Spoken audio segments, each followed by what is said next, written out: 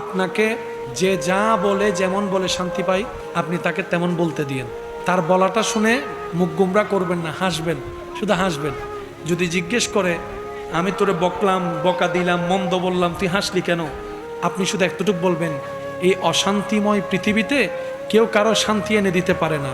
তা আমি ভাবলাম আমাকে 2টা বকা দিলে যদি তোমার মন শান্তি হয়, আমার নামে 2টা বদনাম করলে যদি তুমি শান্তি পাও, যাক আমি না হয় কষ্টই পেলাম, আমার আল্লাহর একজন বান্দাকে তো শান্তির ব্যবস্থা করে দিয়েছি, আল্লাহর একজন বান্দাকে শান্তির ব্যবস্থা করে দিয়েছি, তুমি শান্তি পাচ্ছ, এটা দেখেই আমার শান্তি লাগতেছে।